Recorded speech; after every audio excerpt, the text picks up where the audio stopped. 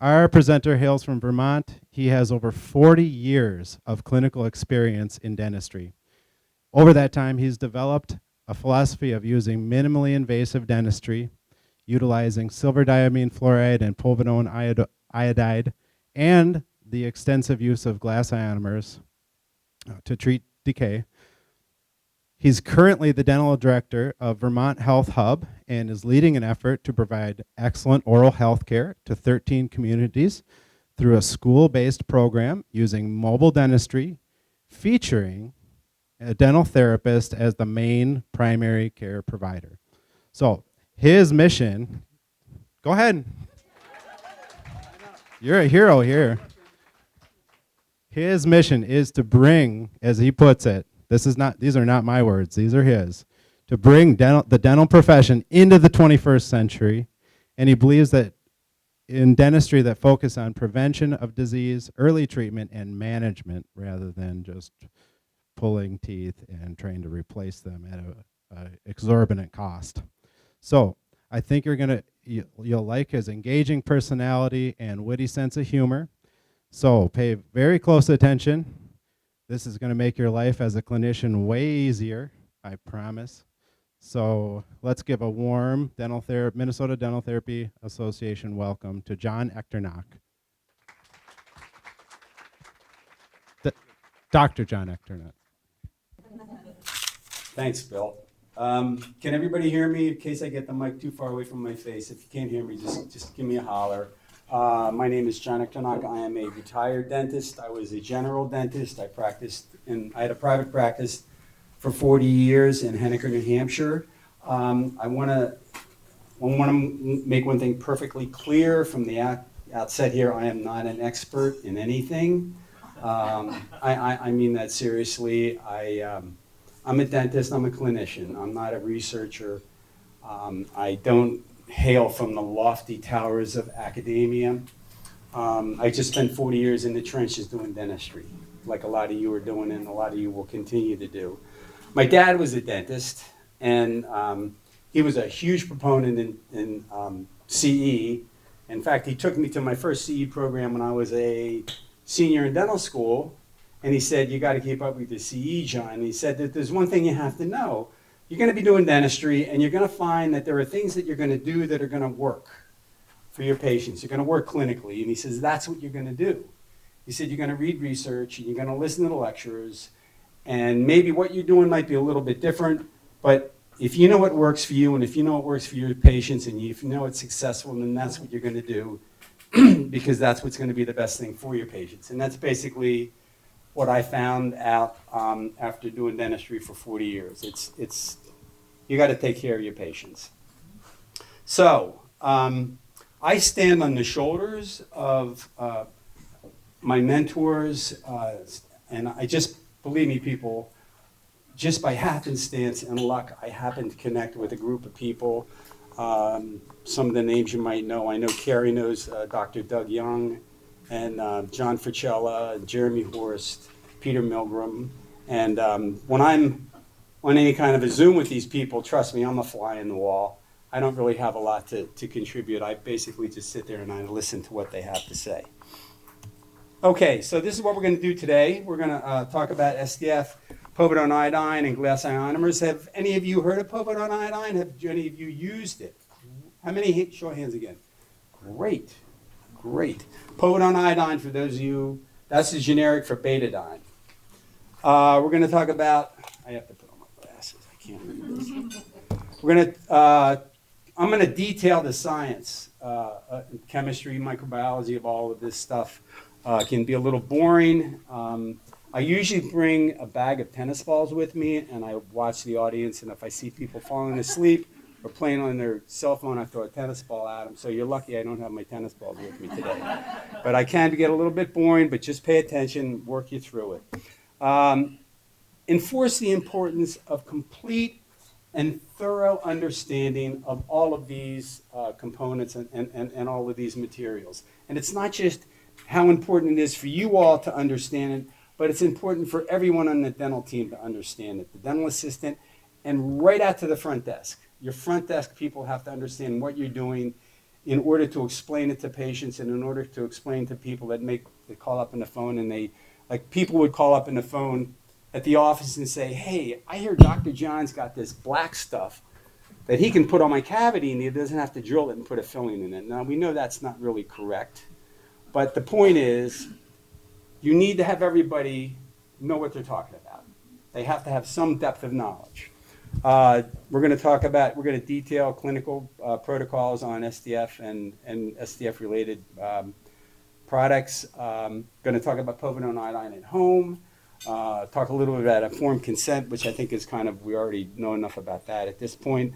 And we're going to touch on the CDT codes. And I do put an emphasis on non-aerosol clinical protocols because I think that's important here in the upcoming in how we practice dentistry. I got a charge out of listening to Colleen talk about Minnesota firsts, and I thought, gee whiz, does Vermont have any firsts? And I thought, well, okay, I know one thing. Maybe some of you have heard of Bill McKibben. He's a famous environmentalist, and Vermont's a small state, and you bump into people. You'd be surprised. You can even be walking down the street and bump into Bernie someday. I mean, it's that small. But anyway, I heard Bill speak once, and he said he did some very extensive research about Vermont, and he found out very important. He found out that Vermont has, and this is a Vermont first. Vermont has more microbreweries per capita than any other state in the Union. That's what I bring to you. Cheers. I was born and raised in Pennsylvania, and I remember when I was 6 years old, I looked at a picture on an LL Bean catalog and of a snow-capped mountain and a log cabin, and I went to the kitchen and I told my mom that's where I'm going to live when I grow up, and that's where I ended up. And New Englanders we're a strange bunch. We tend to be no nonsense. I think we're civil for the most part, and I think we are. I think we're respectable for people, but we can be outspoken, and I think by the time I'm done today, you'll get that impression from me. All right, a quick quiz. Who can give me the chemical formula for hydroxyapatite?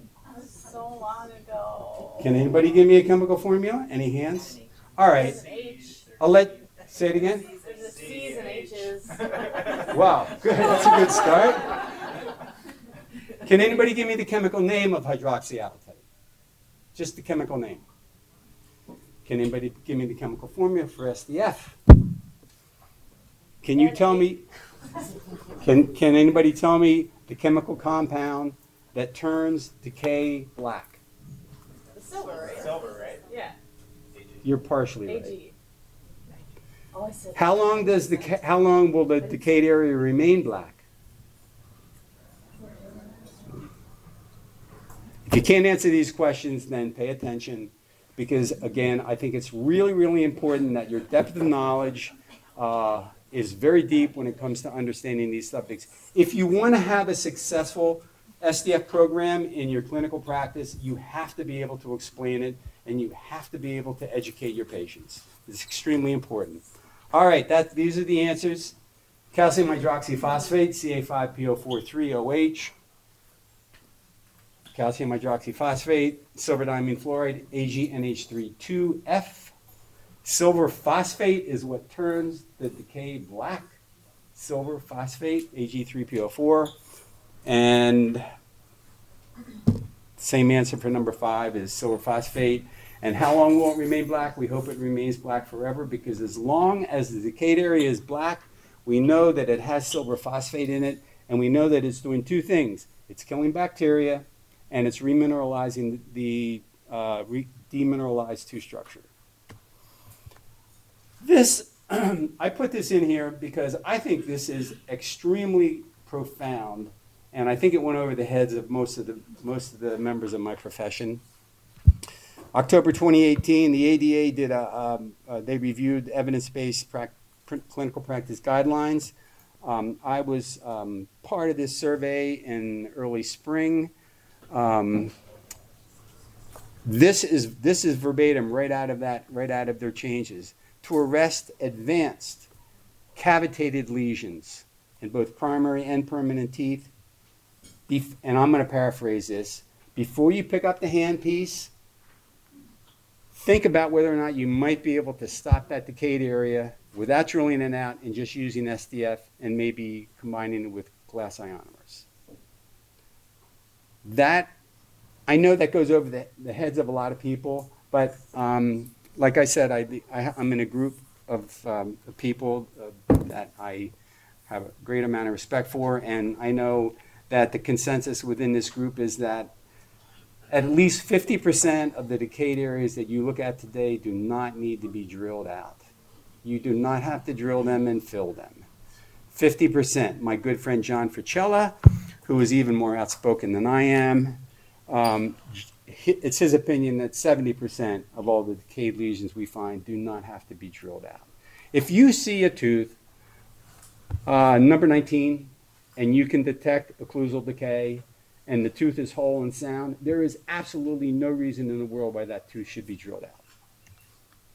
Standard of care. I think what the ADA is telling us, I think they're directing us that we need to look at and we need to change the standard of care of how we treat dental decay today. And we don't really need to be drilling out everything we drill out.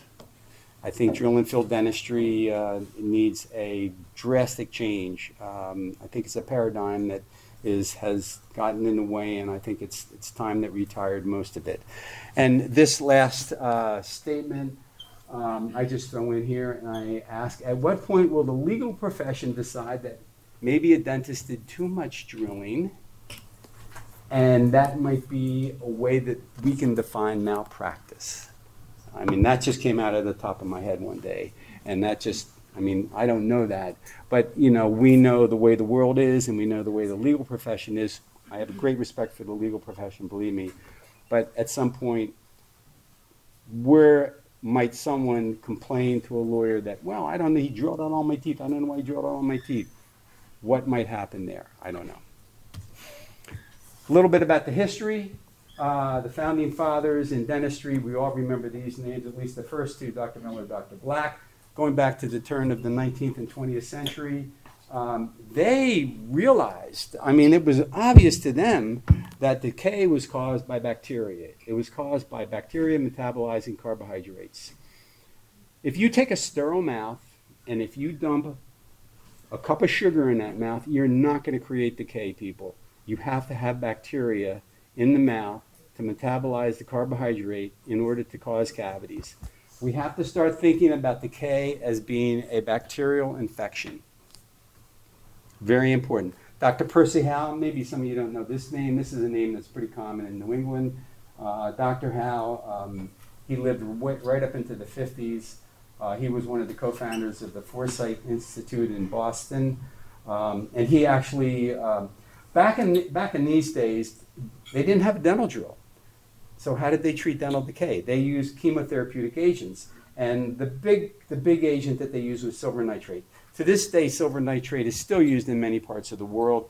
In fact, I have a very good friend who was a dental therapist, Dr. Jerry Beishman. Has anybody ever heard of Jerry Beishman?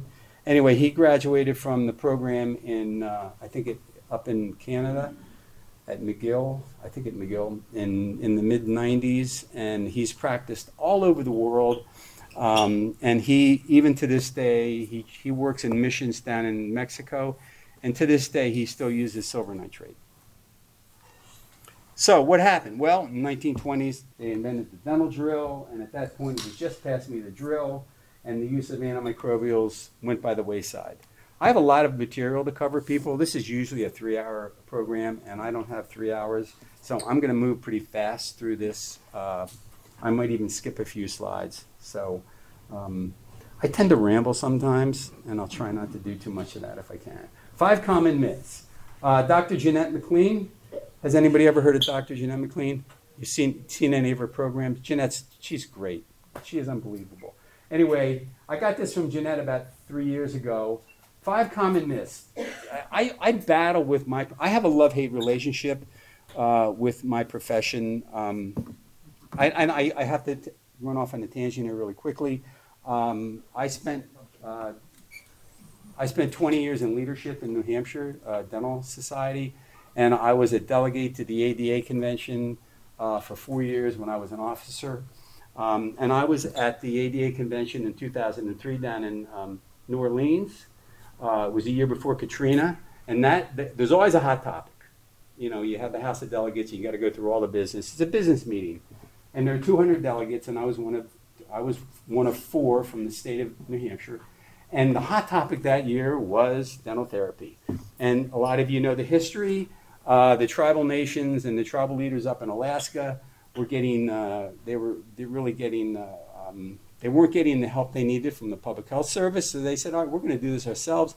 And you all know the story. They went to New Zealand. They brought up, they wanted to bring up dental therapists to provide, dental care for their people. And of course, the Alaskan Dental Association found out about this, and the ADA found out about this, and they went nuts. Yeah. Can't hear it? Use the mic? Okay, I'm sorry. Thank you. So the ADA and the Alaskan Dental Association went nuts. So there were 200 delegates at the meeting that year, and I spoke to it I never heard of dental therapists. I didn't know what they were, and I started finding out about them. And I was one of maybe 7 or 8 dentists who thought this was a pretty good idea. And I spoke to it on the delegate floor, and I think this is a good idea, of course, and nobody else was to let someone other than a dentist pick up a handpiece? Oh my God, are you kidding me? The world's gonna come to an end. and like I said, I'm from New England and I'm a little bit outspoken. And on Friday night at the president's reception, the ADA president, the president goes around and he has a little shaking grin with all the states and meets all the officers. And I promised my delegation, I promised my president, I was going to behave myself. I was not going to get into any kind of a tiff with this guy. And I was good to my word. But the ADA president wasn't. He wanted to take me on and said, all right, fine. And our president, Pam, periodontist, is standing behind him, waving her hands like, no, don't get involved. And I said, you know what? He brought it on, so I gave him. We had a lively debate. But anyway, I'm sorry. I got off on a tangent. So here we go. 5 common myths. Jeanette McLean. Jeanette, she has some great webinars at GC America. Does she have any webinars with you people? She has webinars with Elevate too. Free CE, great programs. Anyway, I got this from Jeanette. 5 common myths. It's going to ruin my practice financially. People, it will not ruin your practice financially. I did it for more than 3 years, the last 2 years I practiced, and if anything, it will enhance your bottom line. Patients will reject SDF because of poor aesthetics. That is not true. Again, you have to understand it. You have to be able to explain it. You have to be able to educate your patients, and they will accept it hands down. When you tell a mother that you can actually fix little Johnny's cavity without giving Johnny that really painful shot, and Julian had his tooth, man, mom's all on board. Trust me. She doesn't care if he has a black front tooth. She really doesn't, for the most part. You have to explain it to him, but believe me, anything to keep, Johnny getting out of the chair, giving you a high five. I mean, it's priceless, right, people? You know what it is, working with kids. Patients will not continue treatment. They will continue treatment, and I can talk about that a little bit later. You cannot bond to it. You can bond to it. You can bond to SDF-treated dentin. Dr. Jeremy Horst has done some studies on this, and you actually can get a bond to SDF-treated dentin almost as well as you can to enamel. It's the old saying, people don't know what they don't know. Drilling is not preventive, people. When you look in the mouth and you see a cavity, what you're looking at is the symptom of the disease. That's all a cavity is. It is not the disease process itself. The disease is a bacterial infection. Drilling out that cavity does not get rid of the disease. All you're doing is removing a symptom. It's about the bugs. It's all about the bugs. It's all about the bacteria. We have to start thinking about dental decay as a bacterial infection. This is not something that I came up with. I should mention really quickly, I try really hard. I remember the first time I did this program, I did it for a group of second-year dental hygiene students in Vermont, and I stood up there and I looked at and I introduced myself and I looked and they're all sitting there, wide-eyed, computers open, ready to take notes. And I said to myself, John, you better get this right. I had never done a lecture before, and I had gone to countless number of lectures, and I said, you better know what you're talking about, and you better give them correct information.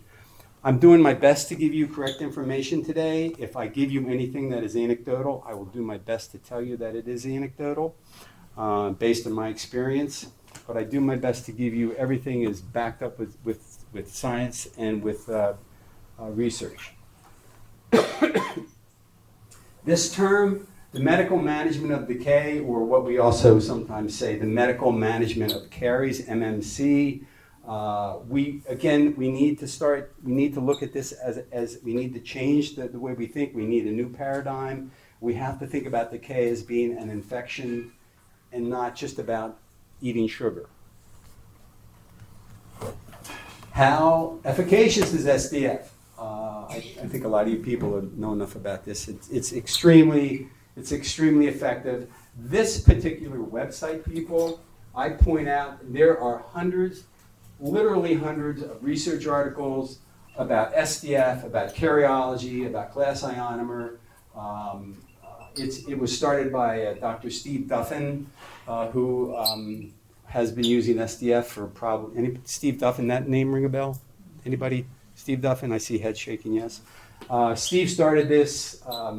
His son is now taken over and is taking care of the website. But it's the best go-to if you want information and research on all the stuff I'm talking about today. The one big study I think that really stood out was the one in 2002, and it showed that one application of SDF per year was more effective in preventing decay than 4 fluoride varnishes a year. I got to tell you, people, I'm not really a huge fluoride varnish fan. I think it's a good thing. I think we should use it, but I think it's been overrated in what it does. I've worked in school-based programs, and God bless school-based programs, and for all of you that do that. But if you think about it, you go into a school once a year, you give them a toothbrush prophy, you put some fluoride varnish on their teeth, and you send them home. I mean, really, how much have you really done? The best thing, I talked to a bunch of teachers. I did a bunch of programs this year. I did a school in New Hampshire, and the teacher said to me, what they really missed because of COVID, they missed the hygienist coming into the classroom and doing the little dog and pony show with the kids. They told me, they said, you would be surprised the impact that had and the effect it had on changing the snacking habits of the children. So don't underestimate your ability to change the way people think and people's habits by just education. This study here, very new study, was published in January 2021, Canadian Dental Association. They did a really good study, and they found that 2 applications plus fluoride varnish, we got 96% effective in reducing decay, and just even 1 application with fluoride varnish was 74%. Very important to point out here, combining fluoride varnish with SDF, there are no studies to show that it is better than just using SDF by itself. This is how I learned this. I learned this from my mentors. It was actually John Coachella mostly and Steve Duffin. Really, this is what they do. This is what I learned. Dr. Richard Niederman from NYU and all his group down there, they don't excuse me. They don't hold to this. They don't advocate putting fluoride. At least maybe they've changed, but I know in the last year they didn't. They just use SDF. I met one of his acolytes. She came to New Hampshire and she gave a presentation, and I had dinner with her the night before, and we talked about this. And she said, "John, there are no studies to show that it's better." And okay, you're right, there are no studies. But again, I'm going back to what I said in the beginning. I'm a clinician. I do what I do because I see stuff that works, and if it works, I'm going to keep doing it. And if you think about what SDF does and how it works in the tooth, and you realize what fluoride varnish does. Why not put fluoride varnish on top of the SDF? All it's going to do is coagulate on top of the fluoride varnish, on top of the SDF, and it's just going to hold it there. When you dilute the SDF, that's when it loses its efficacy to do its job. But again, please note there are no studies to prove that. All right, now I'm going to bore you to death. A little science, chemistry, and microbiology. Again, I'm going to beat this horse really hard. Depth of knowledge. It is really, really important that you understand and your depth of knowledge is adequate. If you want to try to educate somebody and explain something, a topic to somebody, you have to know what you're talking about. The greater your own level of understanding, the easier it's going to be to explain something to the general public. Also, please assume an 8th grade level of comprehension when you're talking to someone. I practiced in a college town, and I think there's an inverse relationship between the level of education a person has and their ability to understand dentistry when you talk to them. I cannot tell you that just talking to some of the faculty was just like talking to the wall. But anyway, so again, assuming 8th grade level of education. And remember, you're talking about something that's so brand new that most people haven't even heard of this.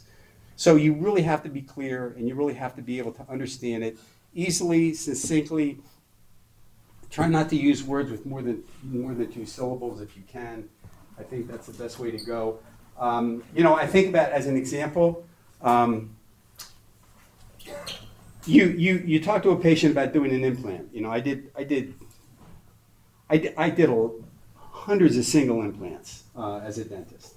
Started doing implants in '89. I didn't do any big fancy cases. I just did mostly single units.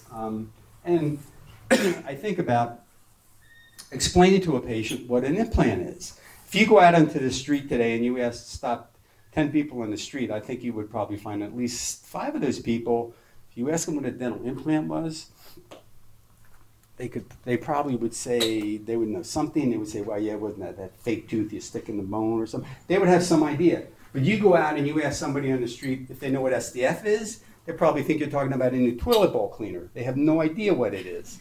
So that's why you really have to understand this, and you really have to know the science.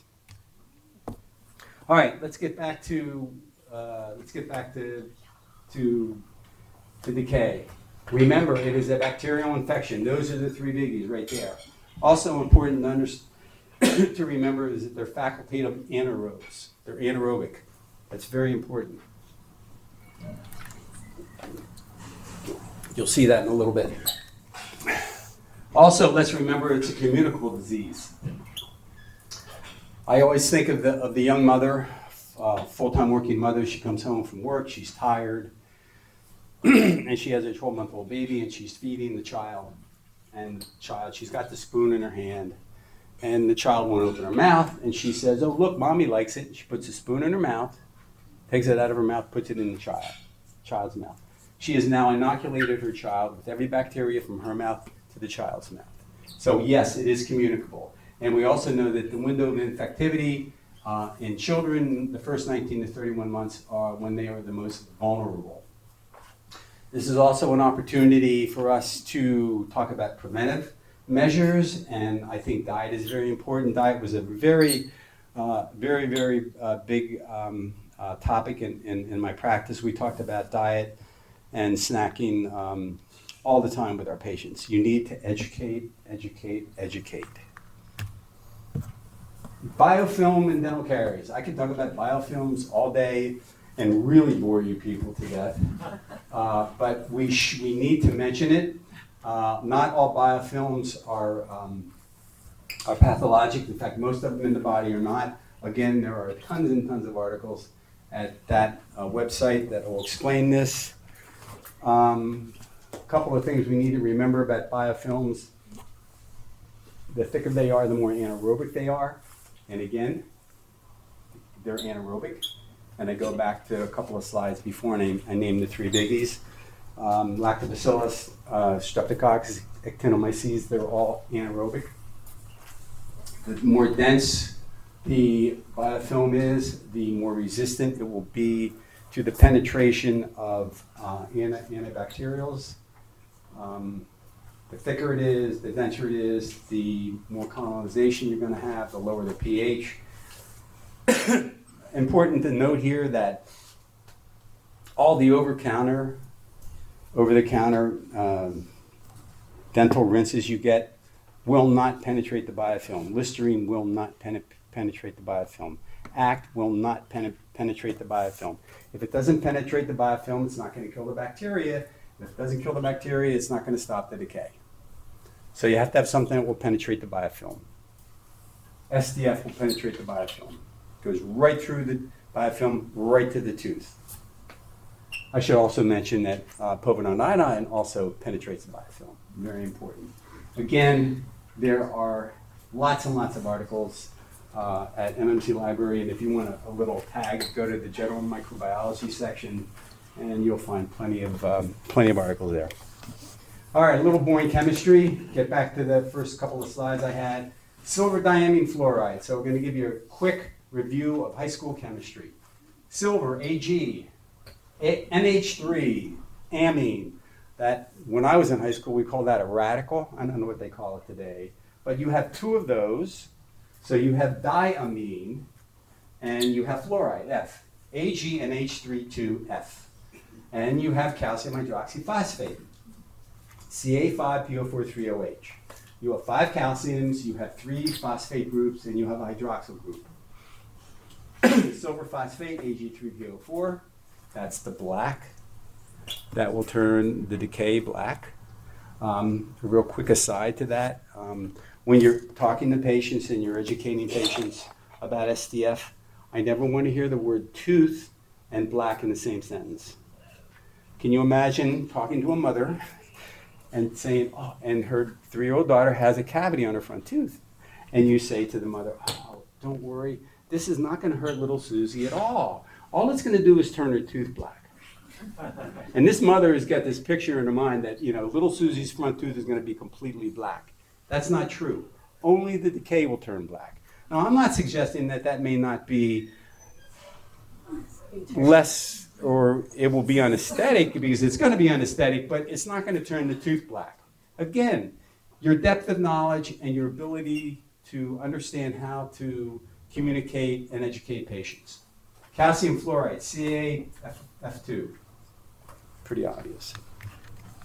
All right, let's get back to tooth decay. Enamel is 95% calcium hydroxyphosphate, and the dentin is 70% calcium hydroxyphosphate, and the other 30% is collagen. When those bacteria metabolize the carbohydrates, they're going to produce acids and they're going to produce enzymes. The acids are going to break down the calcium hydroxyphosphate, and the enzymes are going to break down the collagen. Very important to know that. Tooth decay is bacteria plus carbohydrates equals acids and enzymes. Once you get through the enamel and you get into the dentin, it just spreads like wildfire, because those enzymes are going to break down the collagen matrix within the dentin.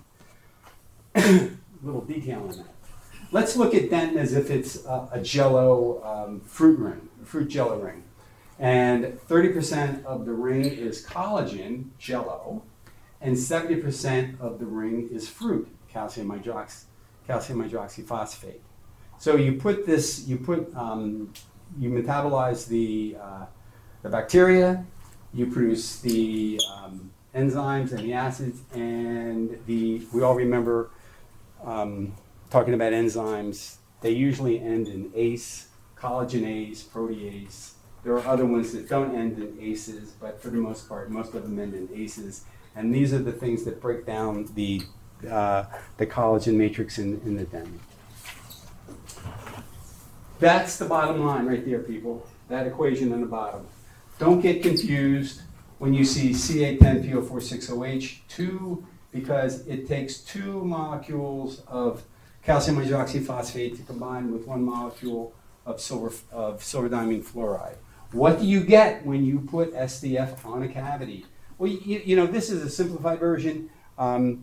What you have to remember that the saliva is going to be in this mix here, and the silver diamine fluoride is going to react with certain elements and compounds in the saliva. Also, you're going to get calcium fluoride. You're going to get all sorts of other things. But for the most part, what you're going to get when you combine these two, you're going to get calcium fluoride, and you're going to get silver phosphate and ammonium hydroxide. And we all know what ammonium hydroxide is. That's that stinky stuff in a bottle underneath your sink, ammonia. A quick aside story about that. Talking to a group of dentists once, and this dentist said, well, he tried using that SDF stuff, but boy, it smelled like ammonia. Well, I've treated, I don't know, at least 2,000 people with SDF in 12 years. I've never smelled ammonia. For those of you that have used SDF, have you ever smelled ammonia? No. It's just a myth and an excuse not to use it. You will not get an ammonia smell. All right, so in summary, what do you have here? The right side of the equation, you have calcium fluoride and you have silver phosphate. That's the magic stuff. The silver phosphate is the salt. That's what turns the cavity black. It embeds itself into the decay matrix. It's a salt. It will stay there and it will slowly dissolve. And as it dissolves, it will release the silver ion, and it will release the phosphate group. The silver is going to kill the bacteria, and the phosphate is going to help to remineralize the demineralized tooth structure. Calcium fluoride is going to help also to remineralize the tooth structure. We're going to talk about this a little bit later, but I think it's important to point out, please keep in mind that if you have an area on a tooth that may not be cavitated, but if it is demineralized, if you get SDF on it, you will stain it. The greater the demineralization of that tooth structure, the darker the stain. And when you use SDF in the back of the mouth, if you're not careful, it can migrate to the front of the mouth. And if you have a patient with a lot of decalcification, you may get staining in other parts of the mouth. Now, remember, you've stained those demineralized areas. You haven't harmed them at all. In fact, you've made them better. You've made them stronger. You've started to remineralize those areas that have demineralized, but they are unsightly. Very important to keep that in mind. All right, a little bit more depth here, depth of knowledge. Let's remember that this AgPO4 is a salt. It embeds itself into the damaged dentin. What exactly does the silver ion do? Those are the three things it does. It breaks through the cell wall. It breaks down the mitochondria, and we all remember mitochondria. That's where the Krebs cycle occurs. And I know you all could sit down and write out the Krebs cycle right now for me. I'm sure of that. And it also breaks down DNA in the bacterial in the bacterial cell. Kills it. Silver is indiscriminate as a bactericide. It will kill any bacteria. It will penetrate a few spore-forming bacteria, but I think as a general rule, we should assume that it will not kill spore-forming bacteria, but it will kill all bacteria indiscriminately. All right. It's not only important for all of you to understand everything I'm talking about, but it's really important for everyone in the office to understand it. Right out to the front desk. Really important to have the front desk understand this. It's really important to take the time to create a narrative. Think about who you're going to be directing that narrative to, and also think about how different this narrative has to be than other narratives that you might create to educate a patient about something in dentistry, because this is brand new. Like I said, SDF, they might think it's a toilet bowl cleaner. They have no idea what it is. Scripting and role playing, very important. We had monthly staff meetings, and the last 5 minutes of the staff meeting, we always did some role playing. And I had a wonderful staff, and I loved them, and we got along great. And they always hoped that I would forget about this in the last 5 minutes. They hated it. And they, oh no, why do we have to do this? Believe me, it really helps. You sit there, and I take two people, and I'd say, you're the hygienist, you're the patient, and I'd say, now explain to this patient, explain to this mother why you're going to give a fluoride treatment to their child.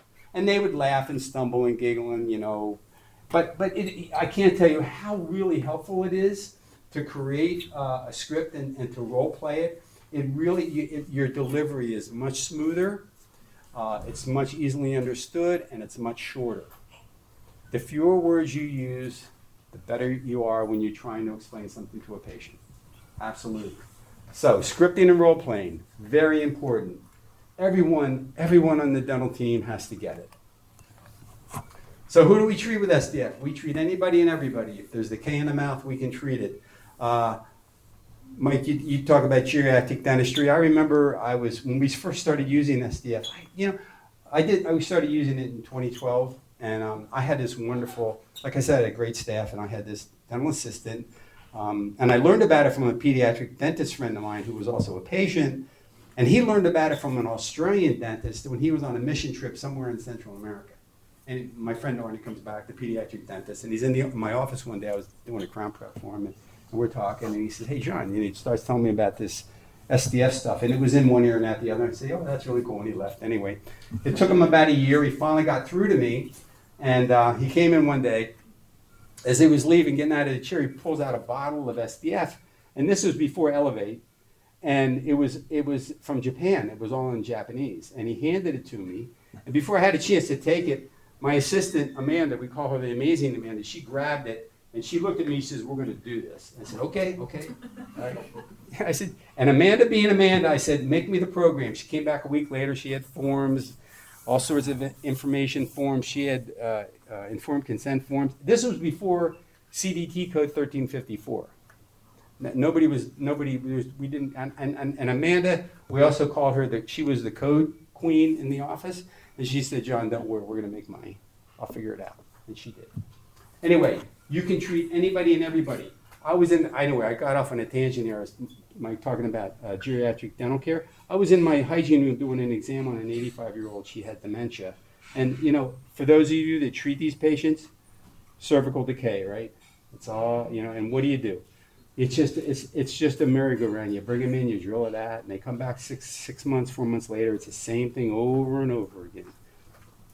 So I'm in there, and Katie says to me, my hygienist, she says, why don't I put some SDF in that? I go, wow, that's brilliant. Why didn't I think of that? So anyway, we set up a thing where with these patients, our geriatric patients, they come in for a cleaning, and we figured out how to charge them fairly and reasonably. But what we did is we treated all their cervical decay every time they came in with SDF. We retreated the areas we treated 6 months before, and we treated new areas. And we just kept it up. And that was the routine we followed. Because we all know that a lot of our geriatric patients, they don't drive anymore. They have to get transportation to the office. It can be very difficult to get them back into the office. So this way we could get everything done in one visit. Anybody with decay, you can treat with SDF. There's no reason not to. Treatment planning with SDF. All right, just quickly on this. This came to me very late. It came to me the last 4 or 5 months that I was practicing. But as an example, you've got a new patient comes in the office, and they have dental insurance. I hate the term dental insurance, because it really isn't insurance. All it is somebody's helping pay for their dentistry. That's all dental insurance is. It's not like your house burns down and they buy you a new house. If you get in a car accident and you get your mouth destroyed, they're not going to pay to fix your mouth. We all know that. But anyway, so you get a patient comes in, it's January, February, and they have a calendar year for their dental insurance. Haven't been to the dentist in 10 years. So you haven't been to the dentist in 10 years, and let's just assume that they don't have a significant perio problem. They're going to need 2 appointments in hygiene. How can you clean the crap off their teeth in 1 appointment? You can't. They're going to need probably 2 appointments in hygiene. Then do a comprehensive exam. You're going to take an FMX, and by the time you get done all that, what have you spent $600-700, and they only have $1,500 in their their benefit dollars for the year.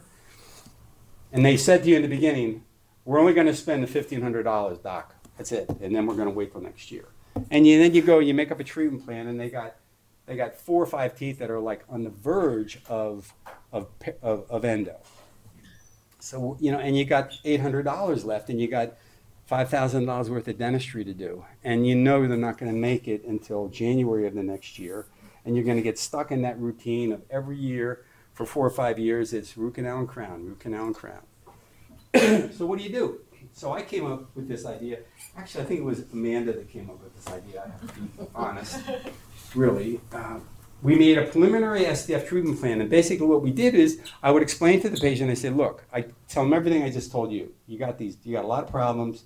If we don't do something quickly, you're going to end up needing a lot of root canals. As soon as you say the word root canal, man, they listen, trust me. They don't want any root canals. So what I end up doing is, and it's custom to each patient, but we would end up treating almost all the decay in the mouth with SDF. Now, again, this was before code 1354, and nobody was going to pay for this. And I would say to the patient, now you're going to have to pay for this out of pocket. And of course, you know, wait a minute, what do you mean? I have dental insurance, they should pay for it. You know the story. Dental insurance should pay for everything, and if dental insurance doesn't pay for it, you are being a ripoff because you're doing something that isn't paid for. So I'd say, you know, okay, fine, okay, so it's going to cost you an extra $85 out of pocket here. And they said, well, I don't want to, why doesn't my insurance pay for that? And I said, well, you don't have to do this, but then next January when we have to do a root canal on this, and I'd look at the x-ray and I'd point to a tooth, we have to do a root canal on that tooth and then a crown, that's going to cost you out of pocket about $700. They're really quick to reach into the back pocket, pull out the wallet, and cough up the $85, believe me, especially when you invoke the term root canal. Trust me. All right, so let's get practical. What do we do with this stuff? How do we use it?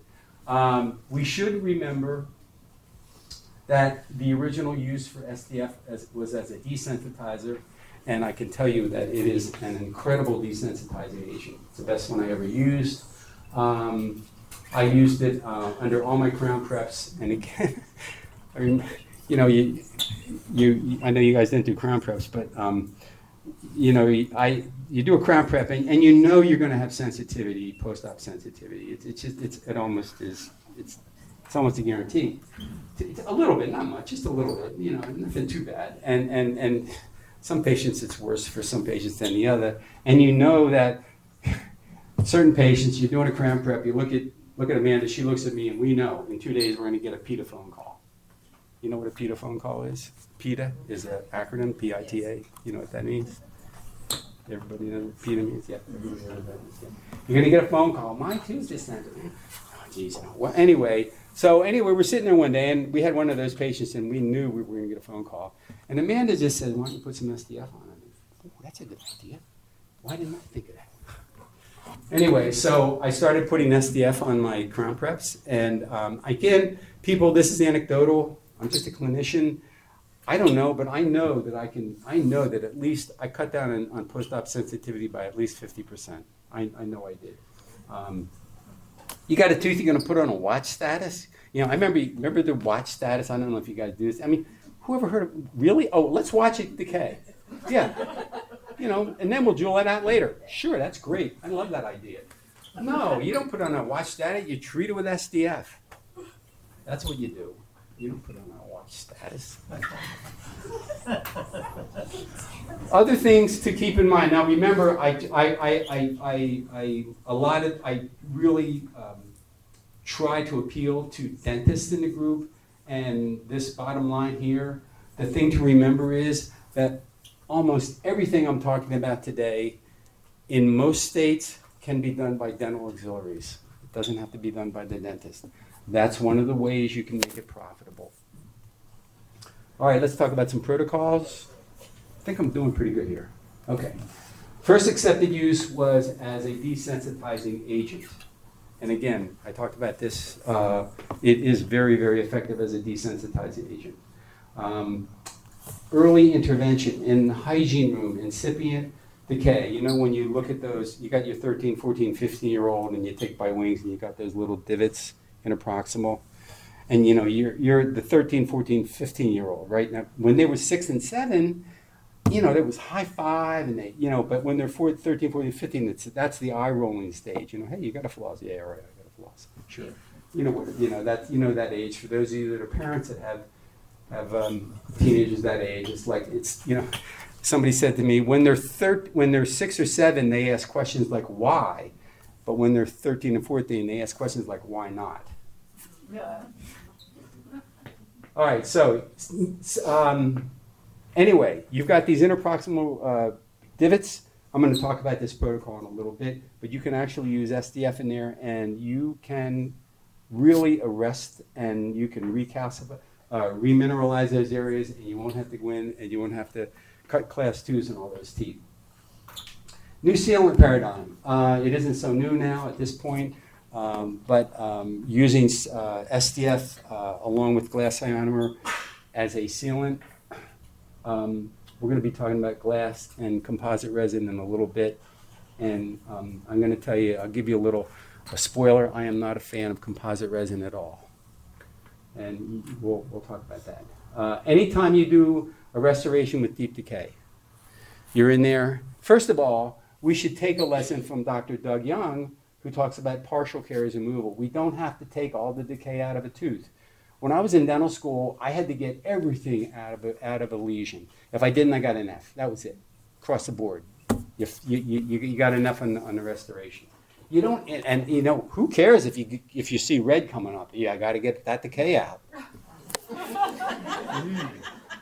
Anyway, good. And when I was in dental school, I picked the best kid in my class to fix. I had a simple, small, old 2-surface amalgam on number 14.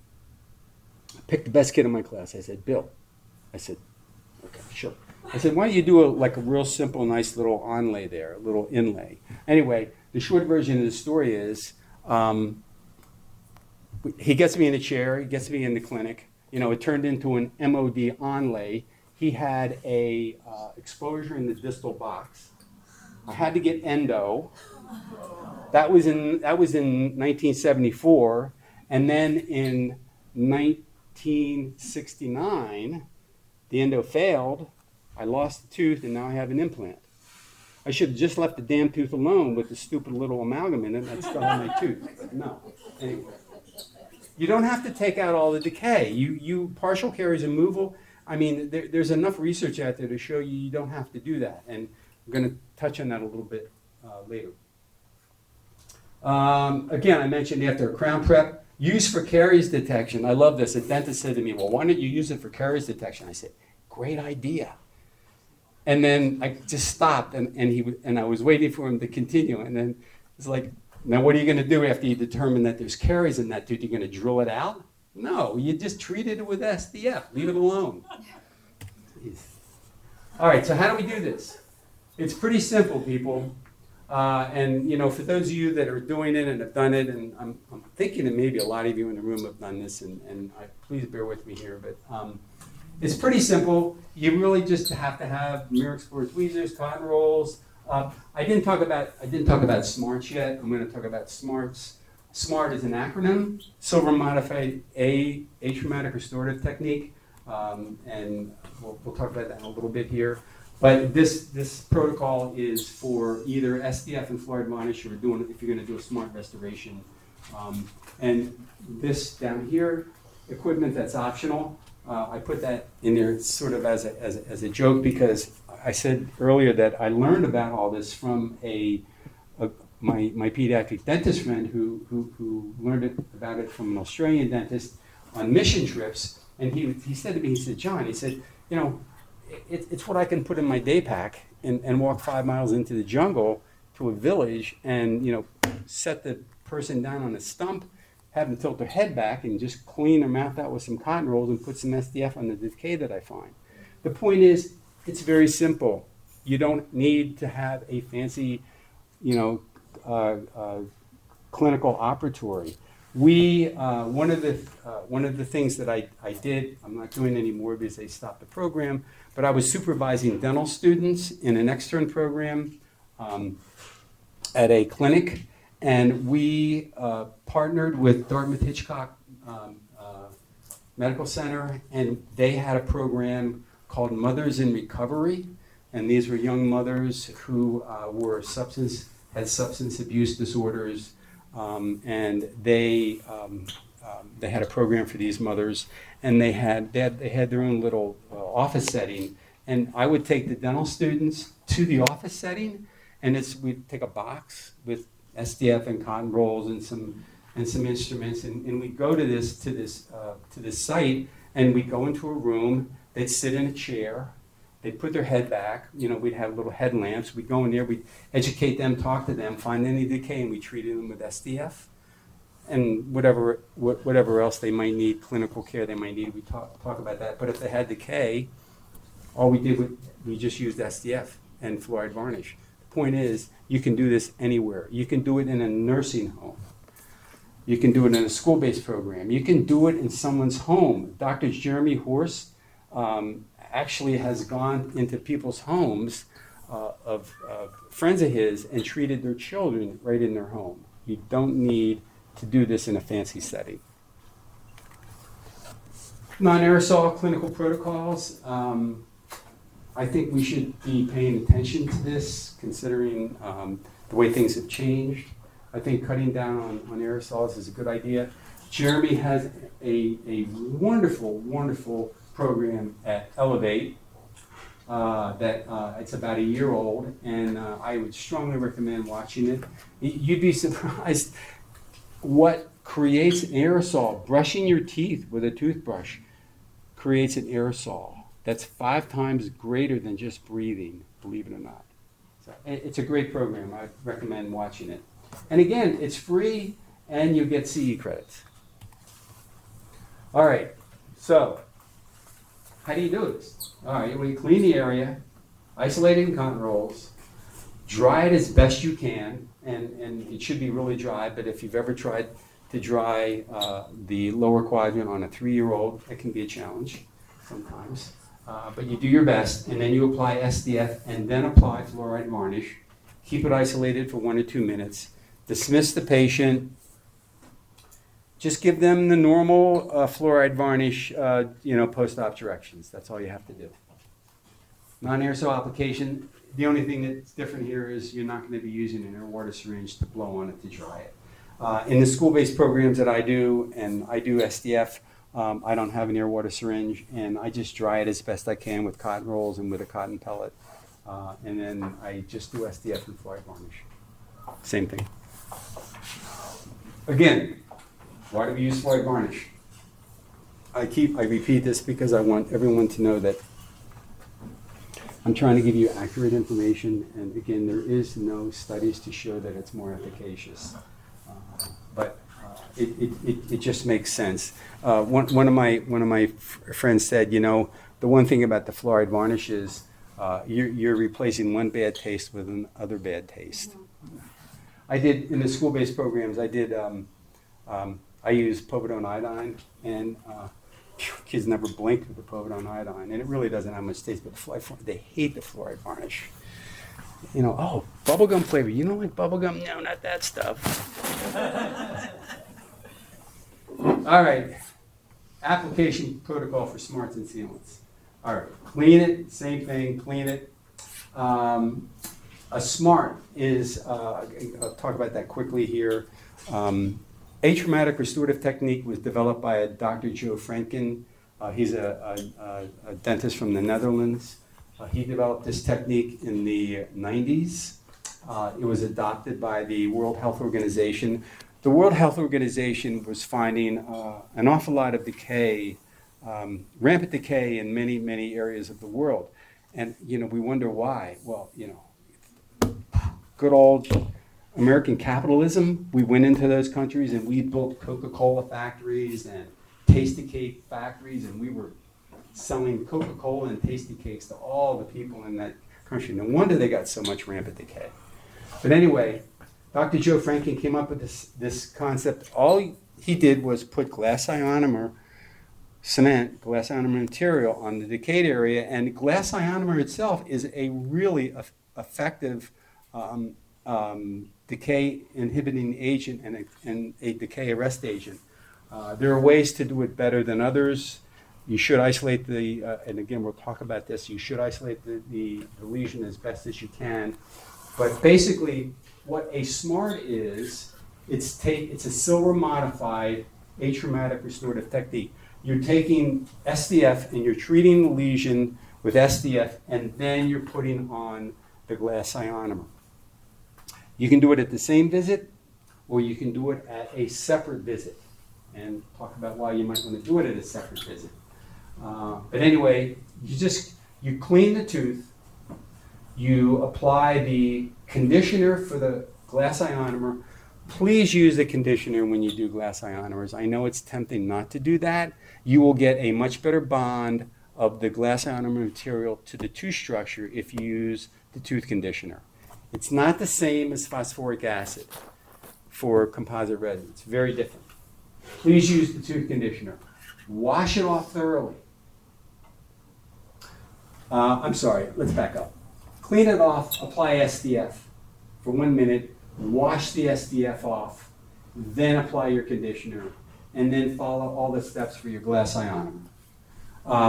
My friend John Ficella and Doug Young have this ongoing debate because this is the protocol that Doug recommends, and John does the first couple of steps in reverse. He treats the tooth with the conditioner first, and then he puts the SDF on. And I love to hear these guys debate about it. They're nice to one another, but I tend to think that maybe Doug, I think Doug's method is maybe a little bit better, because the question here is, does the SDF possibly interfere with the bond of the glass ionomer to the tooth structure? We're not really sure, but as Doug says, if you do it this way, you know you're going to get the glass ionomer to bond to the tooth. Follow the directions that you get in the packet for the glass ionomer. Very important. Interproximal application. This, I think I got this from Jeanette, I'm pretty sure. Using floss to put SDF in between the teeth.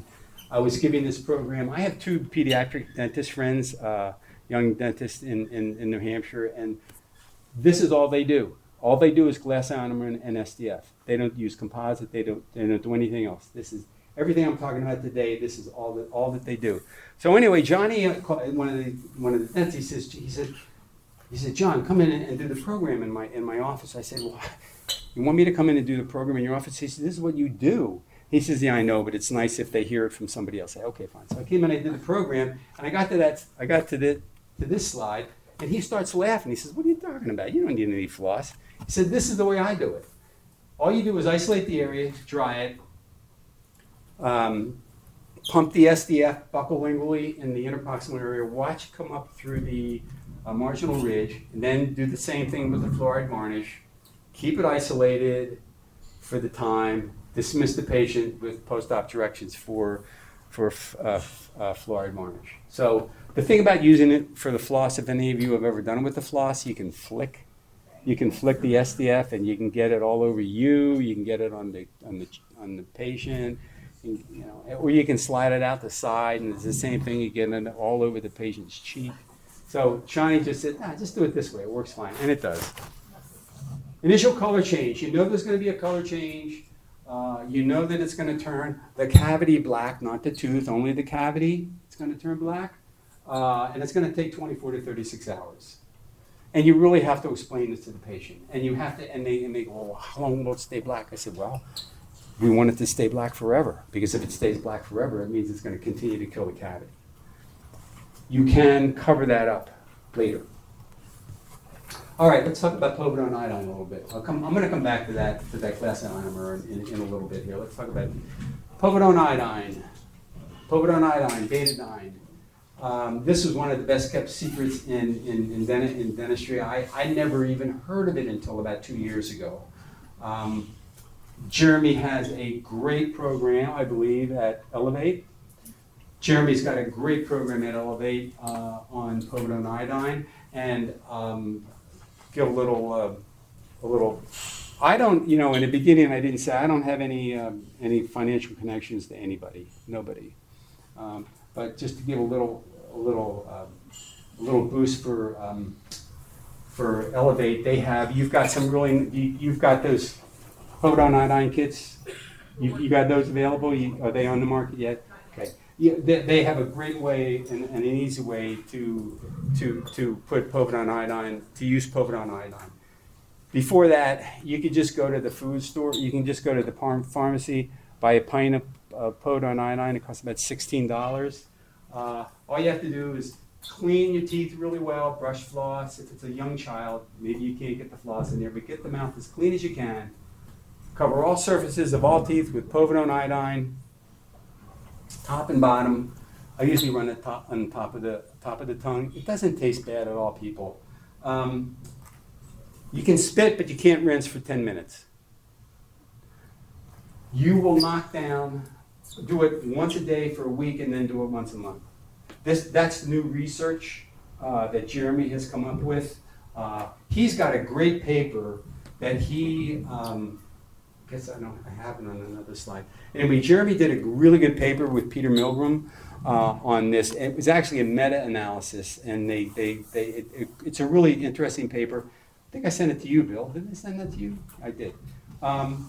And it goes back to the 1960s, talking about using povidone iodine as an antibacterial agent, as an anti-decay agent. It will penetrate the biofilm. But anyway, the paper I'd be happy to send to you. The only thing I want to point out, the home protocol in that paper is different from the one that I have here. This is what Jeremy has come up with. He's doing studies right now. I don't think he's published the paper yet, but he's doing studies right now, and that's what he's come up with. Once a day for 7 days, and then just do it once a month. You'll knock the colonization of the bacteria down to 0 after 7 days. And they have shown it starts to creep up after about a month. All you have to do is one time, you knock it back down to almost to 0. What kind of results are you going to get? You can reduce dental decay by 45%. That is huge, people. Can you imagine if we could reduce all the children in this country, if we could reduce the dental decay by 45%, that would be huge. I think it would be. Combine it with fluoride varnish, it's 63%. This is a little bit about that paper, the meta-analysis paper that Jeremy did with Peter Milgram. And again, the research goes way back, and there's tons of research. Very important to point out, you hear people say, well, they have an allergy to shellfish, so therefore they have an allergy to iodine. Not true. You don't have an allergy to iodine. What you have an allergy to are the high levels of proteins within the shellfish muscle tissue. All these things down here that I really can't pronounce, but that's what they're really allergic to. It's not the iodine that you're allergic to, it's the proteins in the shellfish muscles. All right, I think this is really a quantum leap in home care, and I think it is really a quantum leap in how we can really help reduce dental decay. It's very effective. It's very inexpensive, and it's very easy. Povidone iodine is considered an essential medicine by the World Health Organization. It's also considered an essential medicine by the FDA. It's very safe and it's very effective.